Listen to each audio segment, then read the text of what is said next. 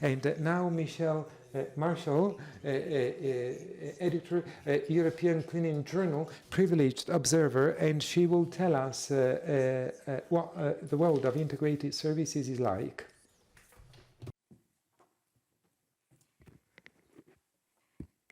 Good afternoon, and thank you, Tony, for inviting me to be here today. I'm a founder and editor of European Cleaning Journal. We're based in the UK, coming up for 30 years old. We're the only magazine that serves the industry on a pan-European level. And we also are founders of the European Cleaning and Hygiene Awards, which very much seeks to recognise excellence and success in our industry. So I've been privileged over many years now to be in a position of having a real overview of all the different parts of our cleaning sector and all the different European markets. And what I can say is that while we all have our national characteristics, in essence, the challenges and the trends are very similar, what we're all facing. So what we have seen in recent years, before COVID happened, I'm talking about, most aspects have become significantly more professional in terms of the training that we give our staff, the way cleaning companies present themselves and their services, and the technology and the products that they use. Then COVID happened, and the cleaning sector was suddenly thrust into the limelight because our workers, certainly in certain buildings, if you're in a hospital or on the front line, were so crucial in keeping the wheels turning, in keeping things going as much as they could. So we hoped that after that, the new normal would be that the cleaning sector would suddenly be recognised for the valuable role it plays and the work that the people in it do and how skilled and experienced they are. And where clients might place a higher emphasis on the value of cleaning and pay more for their services, pay more for their staff, etc. But what I've seen so far, it's not that simple. On the evidence we've seen, memories are quite short, and it's very easy to fall back into the default position where price is the key driver in the purchase of cleaning services for many clients, and cleaners are often still perceived to be low-skilled, low-paid, using basic and unsophisticated equipment.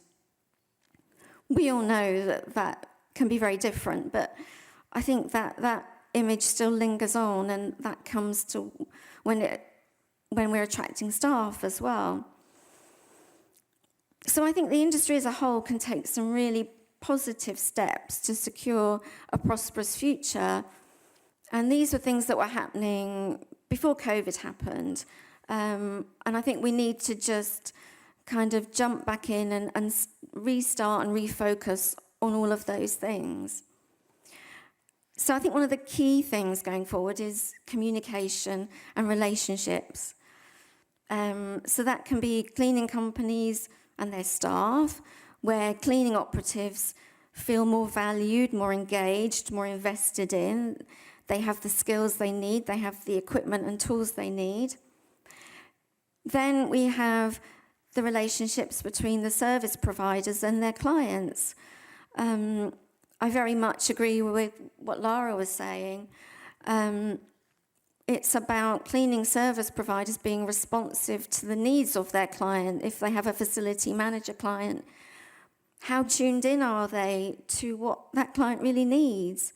And when that works really well, and it is working very well in so many cases, the results are really clear and very evident. We've seen, particularly in our own awards, and the companies that have won that, we have a category about partnership. And where a building facility manager works in real partnership with its cleaning company, in a really consultative relationship, really amazing things happen and partnerships last a really long time. So I think really crucial and helpful in improving and galvanizing those relationships is the technology that we now have in its various forms, the smart technology, the digitalization. It's so much easier now to generate data about what is happening in any building and what's happening in a cleaning operation. And that data in the cleaning service provision, if we focus on that, brings real transparency in what's happening and provides real accountability. And it can also help that client hugely in doing things like achieving their sustainability goals and measuring their goals. The client can be very directly involved in what's going on. And again, that really cements the relationship between all the parties. And for the operatives as well, I think cleaning can be mundane, it can be quite boring, and if they're using smart solutions too, then that can elevate their role too in using new technology. And it's technology that we're all used to in our everyday lives.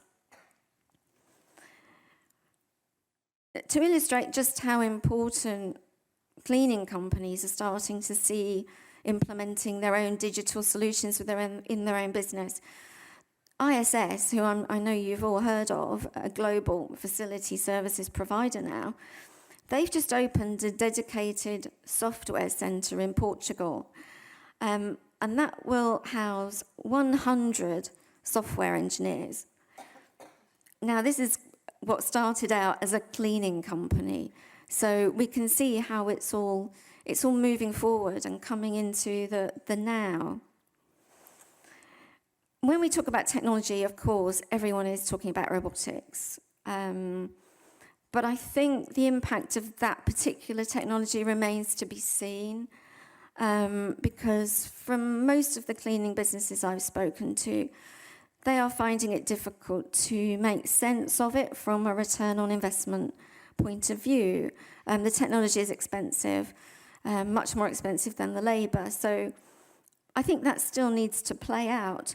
What I am seeing a great deal of at the moment in new product launches is the word cobotics, where it's more about the man working in tandem with a machine. So the machine not entirely taking the task or the job of the cleaner, but to enable the cleaner to do other tasks while the robot does the repetitive, monotonous jobs. So I think that really will be an influencer, because we all know that staff are very hard to find in our sector, which I know Lynn Webster's going to talk about. So any way that we can use technology is going to be really valuable. So I think summing up, I think what we all want is for cleaning to be taken seriously as a career option. And I still don't think that's really happening so much. For our sector to be acknowledged for the really vital work it plays in the world, both in safety and health, but as again Lara was talking about, in the experience that we have of buildings and environments. There have been some really great initiatives, like one that originated here in Italy, the Imbuoni Mani campaign from ANIP, which was award-winning and really highlighted our sector's role in public safety. But I think what we all have to do is make sure that that work continues, that we're all pushing the same message out there and lobbying and ensuring that the world at large knows the skill and the knowledge involved in our sector, and the really crucial part we have to play in the world. Thank you.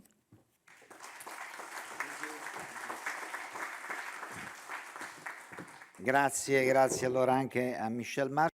Thank you, Michelle Marshall.